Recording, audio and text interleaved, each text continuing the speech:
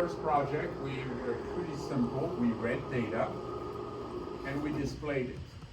Okay, you might think, oh, we skipped that middle part where we kind of processed the data. No, we didn't. We actually did a little bit of processing, which had to do with, hey, the data that we got was a bunch of strings, and we needed to turn those strings into candlesticks and to a list of candlesticks.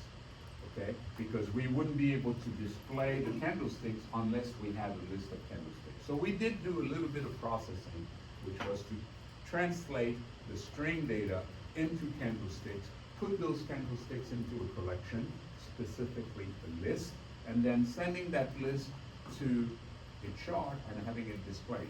And you may not have consciously realized what we did, but we really leveraged the object-oriented aspect of things by saying, oh my God, how am I going to display a bunch of candlesticks? If you had been given this job to do that from scratch, you would have said, oh God, how do I actually take all these candlesticks and display them, set all these pixels? Well, thank goodness we had this object called a chart object, where all you had to tell it is say, here's my collection of data, display it. And all you had to do is like 2 lines of code, one where you told the chart, here's your binding list, and then another one where you said bind, meaning I've given you all the data you need, go ahead, display it. Okay? Now, you might have seen that there was another object in project 1, the data grid view, where you kind of did the same thing, but even simpler. With the data grid view, you told it, here's my data, and boom, right away the data grid view would display it.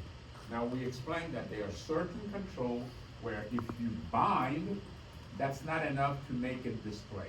Why? Again, those objects may be a bit more complicated, so even though you can tell it, here's your data, you have a few other knobs to twist, and only when you've set everything right can you tell it, okay, now go ahead, display yourself. That's the role of the bind. Okay? I tell you where your data is, but then I tell you, now bind to it, and that's the message to go ahead and display. Something a bit simpler, like the data grid view, doesn't have a whole bunch of knobs. It just needs to know, here's your data, and as soon as you tell it, that'll say thank you, and it displays it. So, being able to know what's out there, what kind of objects are available to you is a big part of object-oriented programming, okay? Some people are really interested in, oh, I like to build my own objects, my own controls and so forth, and that's great. And there are ways to go ahead and create your own controls if you're so inclined. And by that I mean objects that have a visual appearance on a chart, can be brought into Visual Studio. You could make a whole library of your own control and add those to the toolbox. Okay? The toolbox that you get with Visual Studio has some basic controls like buttons, date, time pickers, and so on. You could make your own of whatever you want. You could make them fire their own events and so on, and they would be integrated in Visual Studio if you design things correctly. Okay? So that's one aspect of object-oriented programming. Another one that we've used is inheritance. Right off the bat, we were given that form 1 to work with, but form 1 is nothing more than an inherited version of form. So we have the form class, okay, that we don't work with directly. You don't start a project with a form class and start doing things with that. No, instead, you inherit from the form class, and if at that point you didn't do anything, well, your app would just be just a form. But now what you have is because you inherited from the form class, you can enhance that form class by adding controls, by adding event handlers, and so on. Okay? So you are using inheritance, and you are actually actively inheriting. Now, you may not think of it this way because things have changed. There would have been a time, and you still can do it that way, where you would have said, okay, I see the form class that the .NET framework provides you, okay? I like it, but I would like to do more. And frankly, the way you would do more with it is that you would inherit from you would create your own new class. Let's say that you like what they do with Visual Studio, you might call it Form 1, although we don't agree with doing it that way, but let's say you would have created your Form 1 class, you would have said, I inherit that from Form, And then you would have said, now let me enhance that. I'm going to add a button. I'm going to add a daytime picker. I'm going to add a scroll bar, whatever. And then you would say, oh, I'm also going to add some event handlers and so forth. Okay? So you would actively be inheriting from form and adding the extra stuff that you want. And you've been doing that. So you've been using inheritance, you've been modifying some basic form, except rather than see, that's pretty cool. Your thing is flashing. Instead of writing code, you are actually writing code, but not typing, but by doing things like open the toolbox. I'm doing this for you. So toolbox is over here. Grab a button, drop the button on the form, and really all that's doing, okay, and you can write applications that do the same thing as Visual Studio, by the way. You're basically saying the moment I grab a button and I drop it on the form, it's exactly the same thing as if I had sat down and added a button variable to my form. And then by dropping it somewhere, implicitly you're saying where you want it. That's like adding a line of code saying that button's location is whatever. When you take that button, you stretch it, making it a bit better. It's implicitly like typing that the button size is going to be whatever. I mean, you are writing code, but instead of writing your code by typing it, you're writing it by grabbing, dropping, resizing, moving it around, and things of that nature. Okay? So you are, tomorrow it will be even simpler. Okay? You'll go to ChatGPT or whatever, and you're going to type, hey, please do this for me. It's not perfect yet, but it can help you quite a bit. Okay? And then, I don't know, maybe in 5, 10 years, when you come to work, because you're a programmer, you'll sit at this thing and there'll be this very special helmet you'll put on that will read your brain waves, and you'll just be thinking, you know, there's a form, I've got this button here. You'll just be imagining what you want, and it will just appear on the screen. The code will be written under the covers for you. You will no longer need to know how to code, but you still will need to know how to code, because if you don't know how to code, you won't have a job in those areas. You won't be coding, just like right now, you can just drag and drop stuff. I mean, how many of you had to write the code that Visual Studio or the designer wrote? You didn't have to do any of that, okay? But you still had to know, I need a button, I need a scroll bar, and so forth, okay? Well, tomorrow it'll be even easier. You'll just maybe just think it. You won't actually be moving your arm, dragging the button. You'll just think button right over there, and it'll happen. Okay? How many of you believe me? And those of you who don't will remember what I just said today. You'll say, oh, he was right. Because I've seen the future. Yeah. All right. So you've used objects. You've inherited some objects. Now we might want to do a bit more design of, okay, if I didn't have all of this help, what would I do? So project 3 is exactly that. Now, if you remember, although we still are working on that, I gather, in project 2,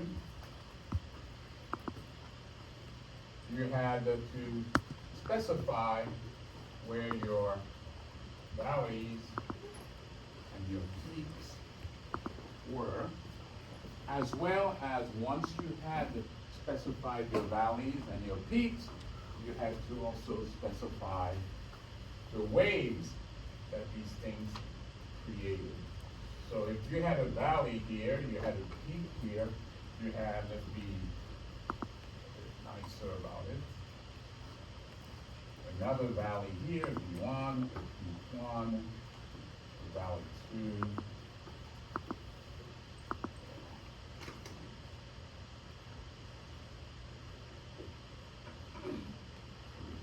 So on.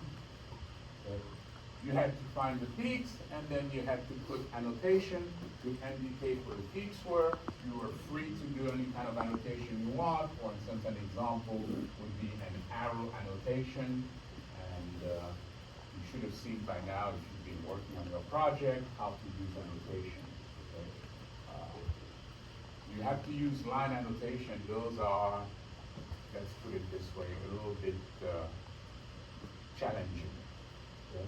You'll spend lots of time on it unless maybe you help each other out, and if someone finds out how to do it, let your friends know, and so on.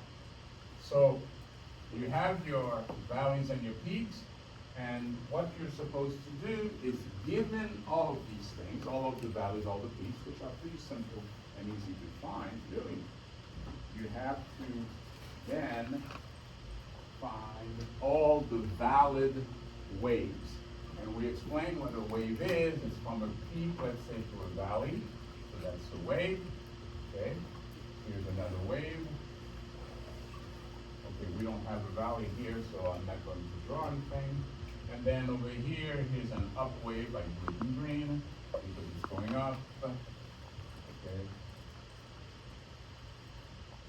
And the thing is, we talked about valid and invalid waves, did we not? So I'll assume you understand that.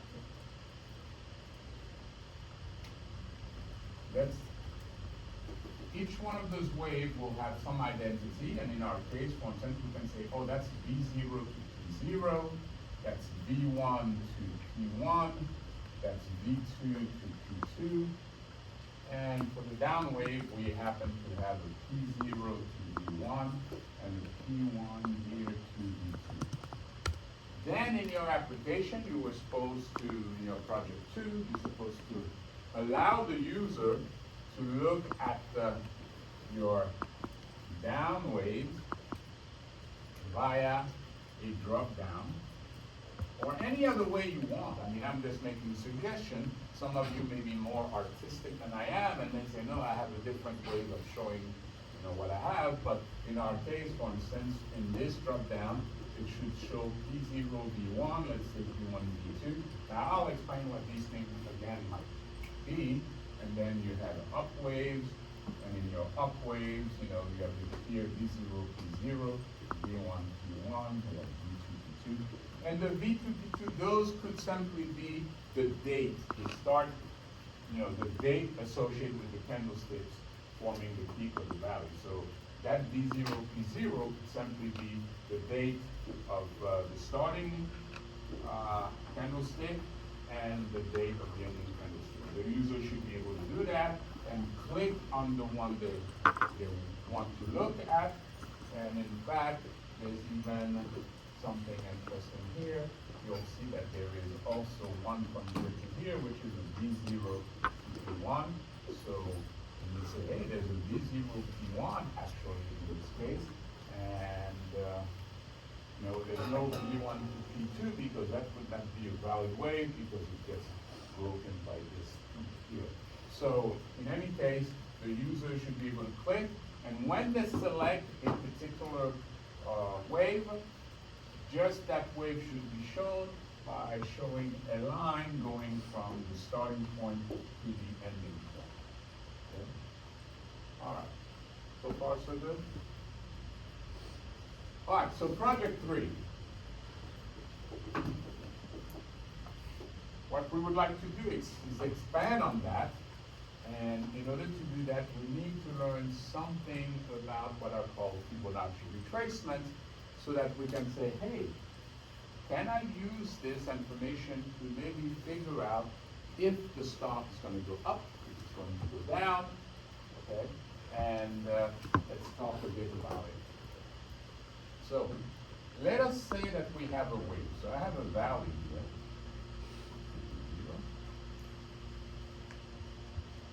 I don't want to draw it like that. And it goes to some peak. Okay? Now, in here what you actually have are just a bunch of candlesticks.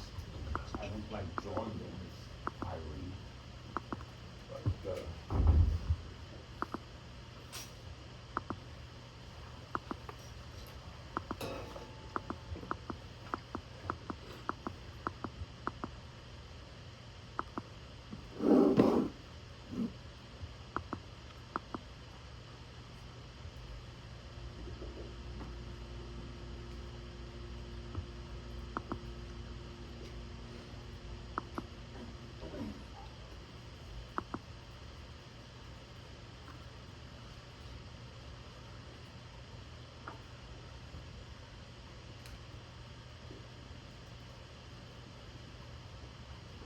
Something like that.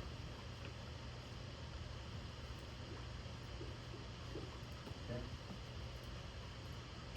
Now, do you agree that when you have a wave, you essentially, and this is something you'll want to think about, because in project 3, not only will you be drawing that diagonal line, you will also be drawing the rectangle that encompasses the wave. So you might want to prepare yourself. And if you wanted to do this right now already for project 2, feel free. You will solve that issue of project 3 later. Okay? So you would use, let's say, a rectangle annotation along with the line annotation. You don't have to do the rectangle, but if you're going to have to think about it anyway, so maybe you say, hey, let me get that out of the way by putting that in there. Okay. Now, do you agree that given a particular wave, it has a particular range? Yes? No? Okay. Which would be this price minus this price. Okay. What do we do with that? Well, let's think about it. If I look at the range, okay, and let's think of it as 0, well, I'm going to explain something here. Now pay attention here, otherwise you'll be messed up. Given a wave, the starting point is considered the 100% point. Remember that. If you're not taking that note or anything, you are doomed. The other point is the 0%. So that's the 100%, the 0%. Young lady, you, given a wave, I'm going to draw it for you. Going from here to here. What percentage point is this one? That's why I say, pay real attention. You miss that, you're doomed. Start digging your grave. So, we'll explain why that is, okay? It is important, otherwise your total project is all messed up. Do you agree that if you had bought the stock here, let's say over here, that you made money when the stock got to that point? Yes or no? Yep. Okay. Now, stocks don't just do this, up, forever. They don't. Okay, look at any stock price, you'll see that they go up and then they go down and then they go back up. So let's say we start going back down. Okay? They call this a retracement. The stock is retracing. And in fact, the money you've made, do you agree that now you're starting to give back money? If I'm here, and I've made all this money from here to here, and let's say the next bar, I'm at the same price. How much of my profit did I give up in percentage? I'm all the way at the top here, and the next bar, I'm at exactly the same price that I was. 0%. You gave up 0%. You haven't given up anything. Now, if I come and I'm halfway, how much did I give up of my 50. profit? If I'm down halfway, 50%. And if I get all the way back to where I started, how much did I give up? 100. 1%. That's why it's called, this guy, the starting of your wave is the 100%. That's why they have it there. If I have a wave on the other side that looks like this, I start at a peak, okay? I was here, maybe I owned the stock or I bought it unfortunately at that moment, you agree that I've lost a bunch of money, okay, as the price went down. Now, things are turning around, so again, I'm retracing, and when I retrace, I'm retracing, at first,